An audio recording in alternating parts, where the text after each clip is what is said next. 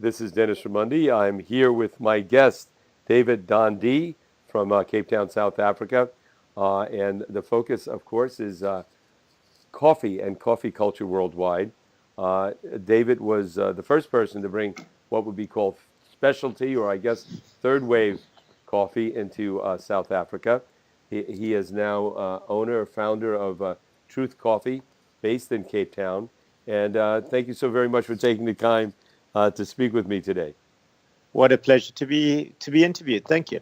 Well, let me ask you, David, what first got you into coffee, and not just drinking it, but into the business itself? Into the business was a long, complicated conversation. I started the traditional way, chicken farming, and it sort of segued sideways. I had a little food business on the farm and took great pride in making awful coffee. And my brother had the audacity to get married in New Zealand around about 1999. And I discovered this thing called specialty coffee. Everyone was coming over from Australia and New Zealand and going, your coffee's awful. And I was going, no, my coffee's fantastic. Yeah, taste it. And they were sort of politely making faces and spitting it out when they turned away. And in the moment of epiphany, I got it. And I bought this awful book called David Schomer's Professional Espresso Techniques. Not that the book's awful or David Schomer's awful, but far to the contrary.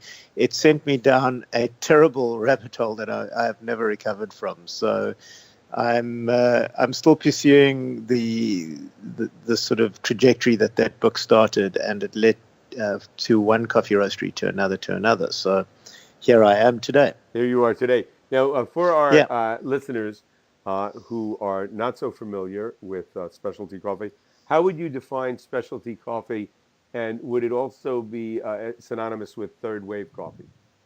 So how would I describe specialty coffee? Very carefully would be my answer. And I have to tell you, when I set up the Specialty Coffee Association of South Africa many years ago, I actually avoided the topic entirely. I said anyone who wanted to call themselves specialty coffee could join us. And it's kind of been my point of view from the beginning. It hasn't had a definition. I haven't wanted it to be exclusionary, and I think the third wave is the trigger for specialty coffee. My personal definition would be a lot tighter. I would think that specialty coffee has to have a certain level of quality in the green bean. The roasting has to see a certain level. The machine or technique being used has to reach a certain level, and the barista technique needs to be at a decent level to make the specialty grade. But it's fluid, and it's not one of these things that has a standard. So I've actually moved out of specialty coffee, and I'm moving into a new area which I like to call luxury coffee. Luxury coffee, I like that. I recently interviewed a gentleman, Sal Bonavita. He's the former owner of Pete's Coffee. And Pete, who he bought the company from and was his mentor, it's interesting. He was from Holland, and then he moved to New Zealand, and then from New Zealand to San Francisco. And actually, it was from New Zealand that he developed an interest in specialty coffee or luxury coffee, and started bringing that into the United States. So, and I've also noticed in my explorations of the world of coffee that New Zealand, Australia are very advanced, as is Scandinavia, in regard to specialty, or let's call it luxury coffee. When you went to New Zealand, were you really like, was there a coffee culture? Were there cafes? How did you first get exposed to it? So my family said, you've got to go to this place, you've got to go to this place. So I've got this inventive mind, and they really took me to what they considered a cool cafe, which was a cafe called Cafe Lafari, which had all of these sort of Heath Robinson inventions lying around, and a fan that was belt driven from somewhere else, and a water cooler that was sort of put together from abstract parts. And they took me there for that reason. But the flavor of the coffee was what blew me away. It was completely different to the burnt, over roasted Italian beans I was used to, and the bad barista techniques I was familiar with. Milk that was burnt and plastic tasting. I didn't know any of these things. So it just completely and utterly blew me away. And suddenly, I've always been a foodie. Suddenly I knew, hey, there's this better thing. Right. And go ahead. But what I was going to say is I totally agree with your statement with, with the Nordic countries and Australasia, or not Australasia, New Zealand and Australia being ahead.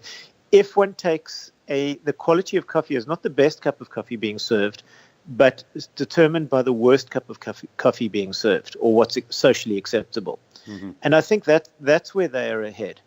And I think a lot of countries have these outliers of great coffee. But what puts those countries ahead is the very few outliers of bad coffee. Right. And I've always said to a barista, if you want to be a barista, how good are you?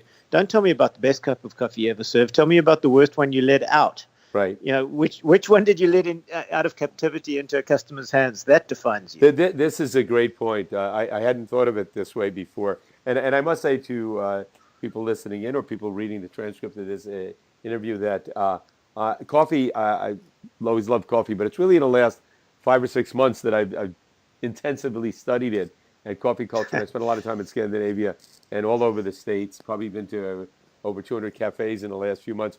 And this is a great point because what I noticed with some cafes, David, and I'm sure Truth Coffee is not like this, where you go in and depending upon the barista, you may or may not get a good cup of coffee. Depending upon the barista, you may or may not learn anything new about, be able to ask questions and get knowledgeable answers back. This is the whole point. If you look at the analogy between coffee and wine, on the surface they seem incredibly similar. You've got these two agricultural products that have terroir baked into the taste of place, and you have this journey to the consumer. However, there's one critical difference. Wine almost gets more stable as it gets to the consumer. Right. The waiter can barely stuff up a glass of wine. What's he got to do? Serve it at the wrong temperature and put it in a dirty glass. Where coffee, the waiter leaves it standing for a couple of minutes too long. He ruins it. The barista, in pouring that coffee, makes or breaks 250 pairs of hands worth of work. Right. It's insane. Right. And per barista technique, I've always said to make a great cup of coffee it takes three things. A great coffee, because as a New Zealand barista once said to me, you can't polish a turd. Right. A working machine which is clean, mm-hmm. and a trained barista who cares. You need those three things. But leave out the trained barista, you have nothing.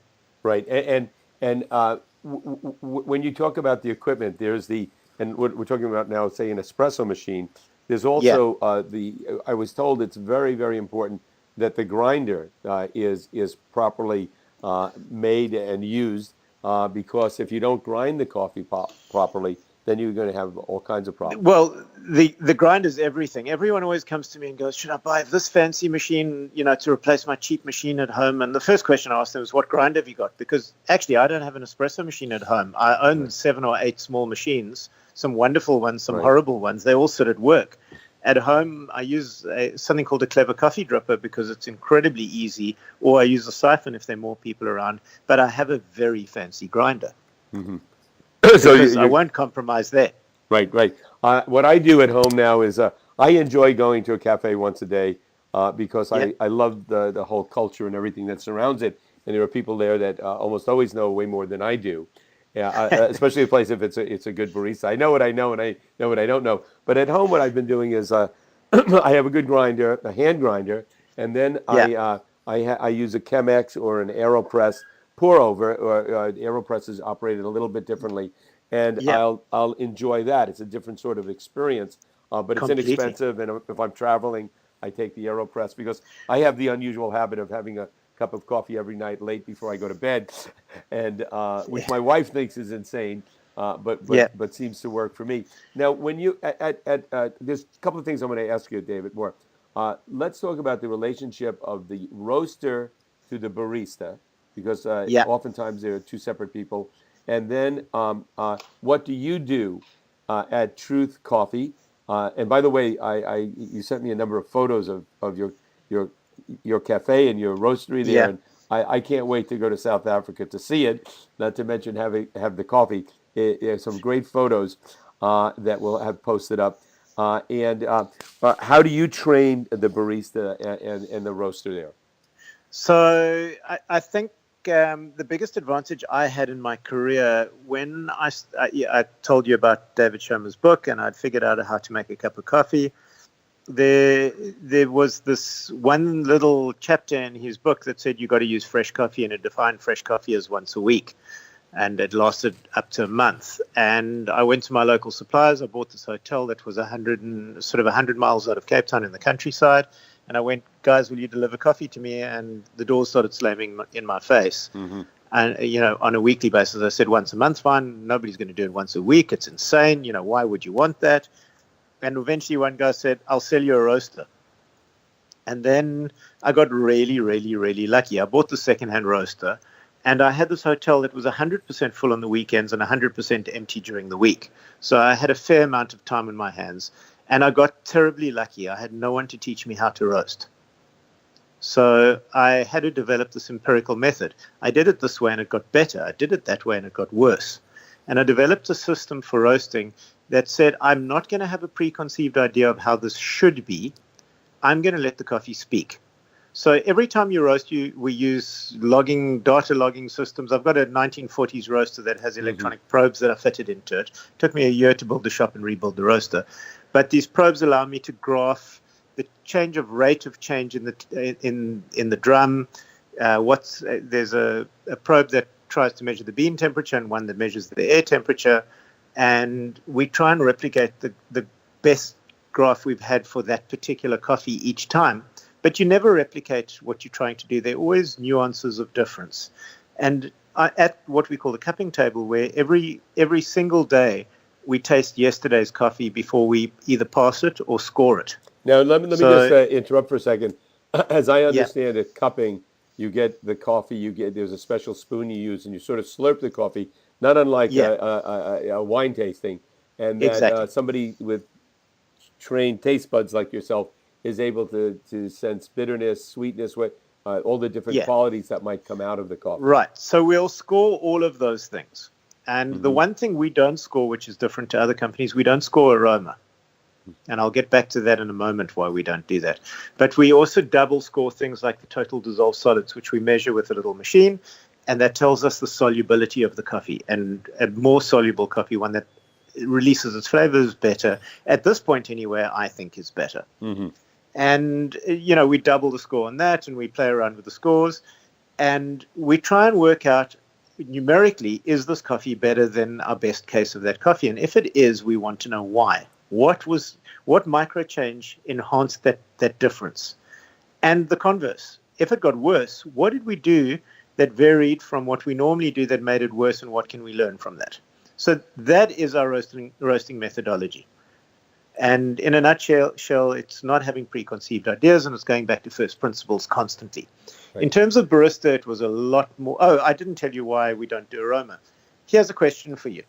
If I gave you the most incredible coffee you've ever tasted in your life, and it smelled like one of those washed French cheeses, roughly rancid sock, would you pass it up?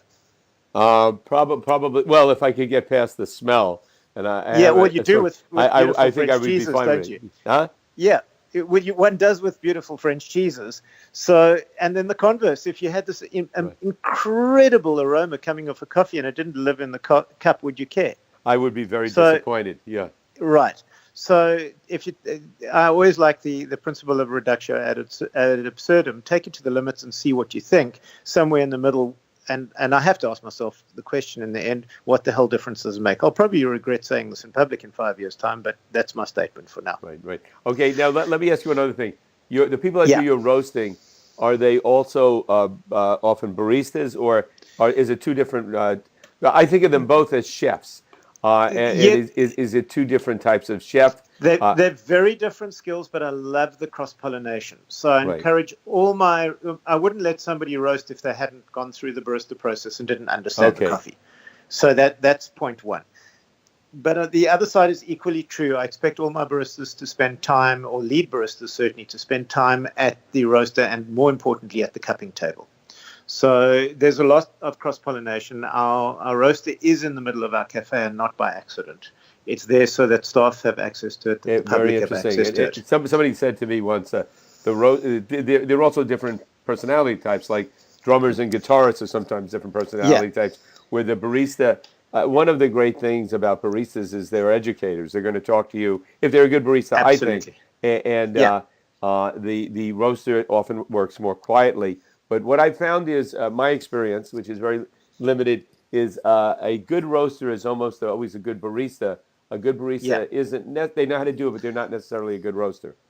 Absolutely, no question about it. The one skill is necessary for the other, but not necessarily conversely. And they also don't have to be experts at each other's jobs, but they need to understand each other's jobs. Great. I think that's the important point. You asked me about how we train baristas. So the first barista that I ever trained in earnest was a kid called Willem Pinaar, and he walked into the first specialty roaster I built to put in our alarm system, our burglar alarm system.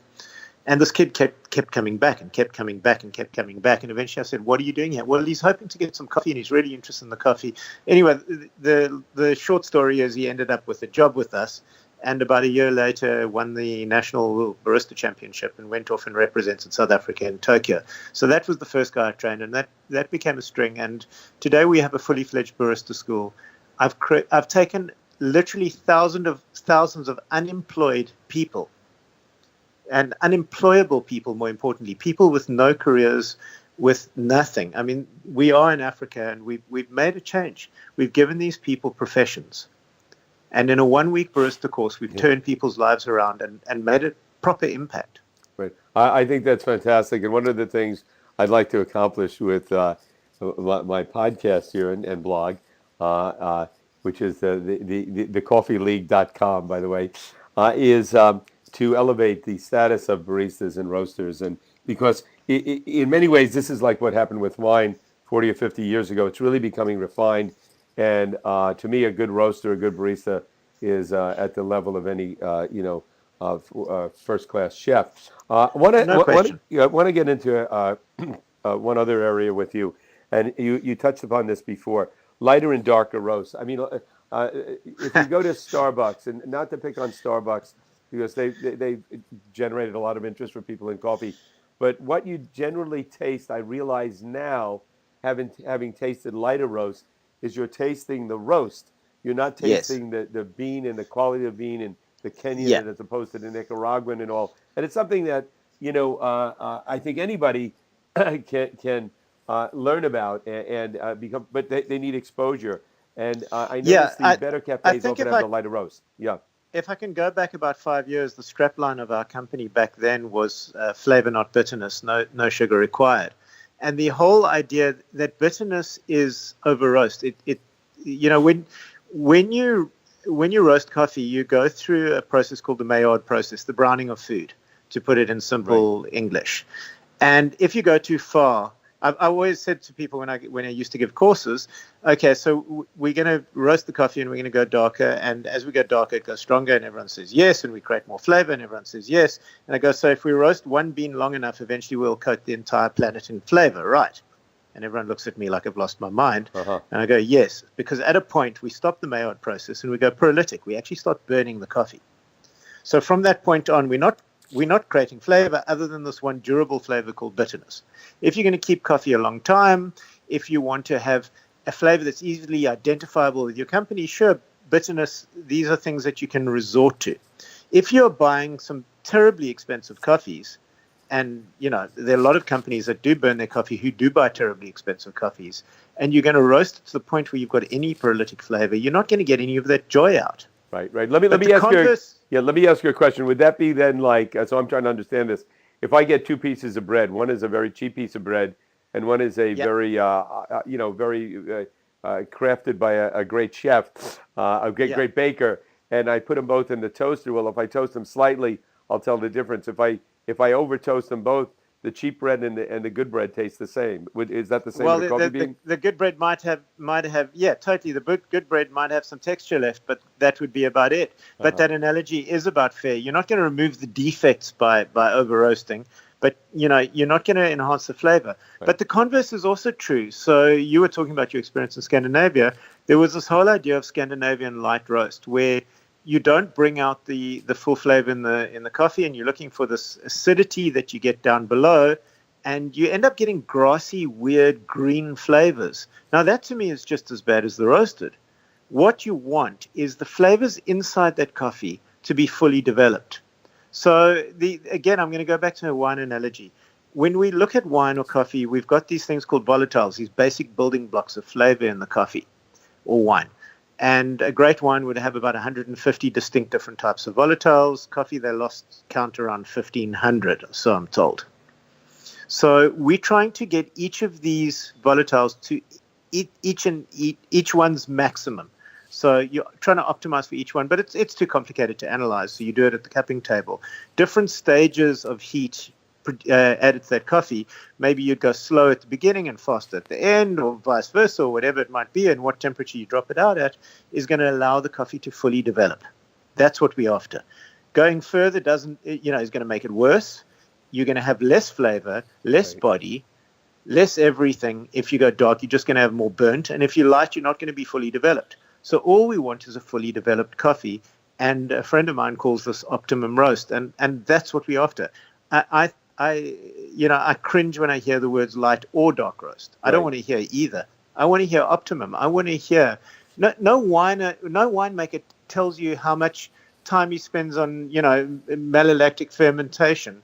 He talks about getting it right. Right. He doesn't talk about overdoing it or underdoing it.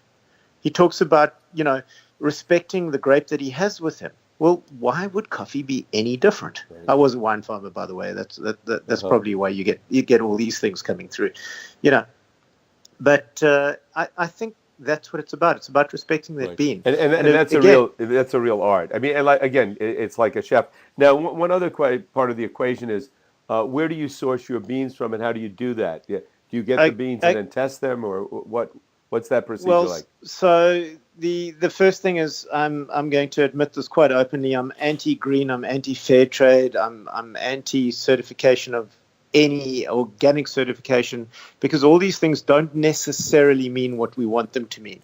We want organic to mean untouched by chemicals, but all we're doing is touching them with natural chemicals.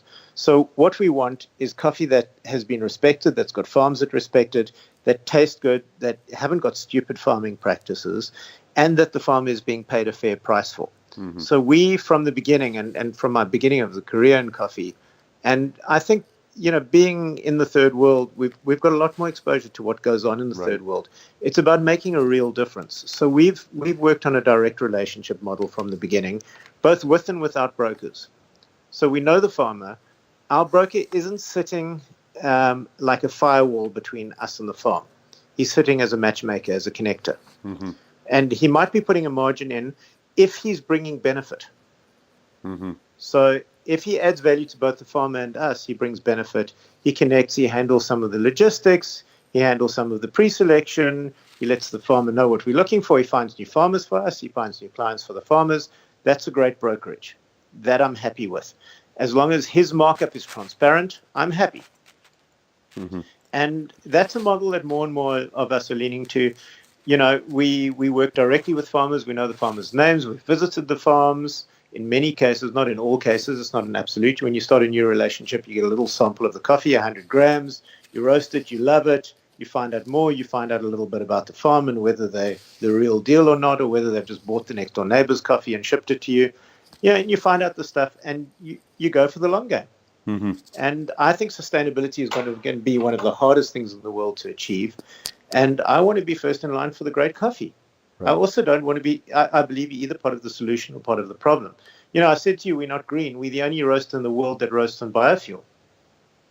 Interesting. Our roaster, our big roaster, it roasts entirely on used oil from the restaurant industry. Fantastic. And it's about doing the right thing rather than having a little label that you can put on your bag and go, look how proud I am of my product. David, we have a few minutes left. A couple of things I want to ask you. Yeah. One is, tell us about Truth Coffee, and the website, I believe, is truth.coffee. Go there. Correct. They got some great information. You're located at 36 Butenkant Street in Cape Town. Cape Town is one of the great cities in the world. Go there. Yeah. What would one expect when they come to your cafe or your roastery? So we've got the steampunk cafe that centers around a coffee roaster, and it's a two-edged sword because on the one side you've got the sort of Disneyland-esque facade of coffee, but I'd like to believe that doesn't get in the way of quality. And the real deal, the cafe is built around the roaster. The roaster is visible. You can interact with our roasters. You can interact with our baristas. We've got the best equipment around. We take our quality incredibly seriously. And it's a huge ball of fun coming into our place. You know, it really is. Go ahead. I was going to say, for the coffee snob, it's about the coffee. It's about letting the flavor in the coffee speak for itself. It's about often subtlety. I often ask people, you love strong coffee or you love weak coffee. Well, what do you mean by strong? We don't even have the same terms for these things globally. For a lot of people, strong coffee is bitter. For a lot of people, they don't like bitter coffee. We've got no bitterness in our coffee. It's all about projecting the complexity of what's in the cup. And to me, that's a great cup. Is it complex, and does it have a long, lingering and pleasant aftertaste? If I can pull that off, the nuances are really for the geeks like me. Right. And then tell me, how much coffee do you drink a day, and how do you take your coffee? Why do I get asked that question? So I'm going to say, I always get, that is the most reliable question in the world, in the coffee world. So I'd say I drink about 3 cups a day out of pleasure, up to 125 cups when I'm tasting professionally. And yes, I am spitting when I do that. My first cup is going to be a black filter or pour over, as you guys call it, made in a clever coffee dripper at home, which is going to involve 5 minutes of blooming at 50 degrees, 3 minutes of blooming at 50 degrees centigrade, and then another 3 minutes at so what I'll do is wet that coffee into mud, and then I'll take another 3 minutes topping it up with 100-degree water centigrade, so boiling water in our speak, and then I'll extract it over the cup, and that'll give me a beautiful cup of filter coffee in the morning. And then I'll arrive at work and I'll have a flat white as my next cup. And who knows what the third cup will be? It'll probably be something that someone's brought me to taste. And how do you define a flat white? How do you define a flat white? Carefully. So again, I got stuck trying to describe that I wasn't doing an Italian-style ice cream cone when somebody ordered a cappuccino. I'd been to New Zealand. Right. I'd just been to England, where a guy called Cameron had opened up the first specialty cafe there, called it Flat White, and he had bastardized the sort of New Zealand, Australian definition of flat white for his own needs, and I did pretty much the same thing here. I said, we're not going to give you a cappuccino, we're going to give you a flat white style cappuccino.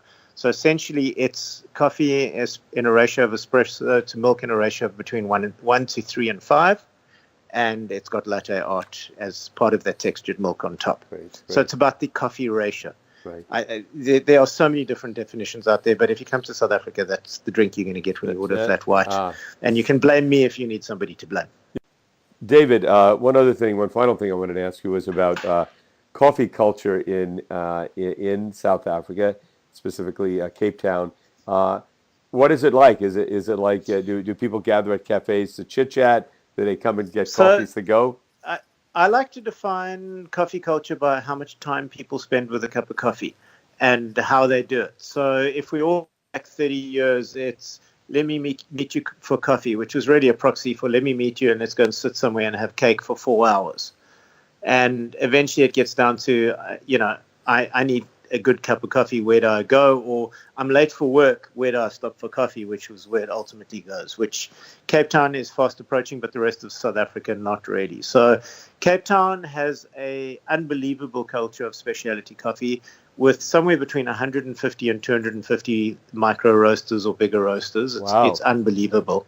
The cafe culture is insanely intense. The competition is huge. It's thriving. I don't know how else to put it. There's some guys doing great innovative things, and I love being part of it. Wow. And isn't there we're taping this, people might hear it at a later date, but we're taping this in November 2017. In February, you have a coffee festival coming up in... The guys who do the London and New York and Amsterdam coffee festivals are putting on a Cape Town coffee festival on the 23rd of February, and I'm proud to say I twisted their arms into it, and I'm very happy to showcase the best that South Africa has, and I think it's going to be incredibly exciting. What a great time of year to go to South Africa. If there's any way on this planet that I can make it there, I will. I don't know, but I've been in South Africa in March, and it was just spectacular. And February is probably February, even more beautiful. March, no wind, beautiful heat, no humidity. Beaches are exquisite. The landscape is exquisite. The roads are insanely good. The restaurants and food culture is fantastic. I just can't recommend it highly enough. And of course, the coffee is not bad. Yeah, exactly. Great city. All right. Thank you very much. All the best. Thanks a lot. Take care. Yes, sounds great. It's been an enormous amount of information I've gotten from you today. I want to thank you for that. And again, truth.coffee. Go to that website. It's a great website. And if you go to Cape Town or you know anybody going there, please recommend David and his cafe and roastery. Well, it's at you can get our coffee from our website in the States. All over the world. If somebody goes to the website and they live anywhere in the world, pretty much, let's say they're living in the States, they can order that coffee and it'll get to them in how long a period of time? Usually under a week. That's fabulous. Unless you're somewhere pretty remote, yeah. Great. And so thanks for coming on. I hope to have you on again sometime. And keep doing the great work you're doing. You know, the first thing I look for when I go into a cafe anywhere in the world is if the barista looks like they love what they're doing. And I'm sure that Absolutely. I would find that at Truth Coffee. So guarantee that. Okay, great. Thank you very much. Thanks for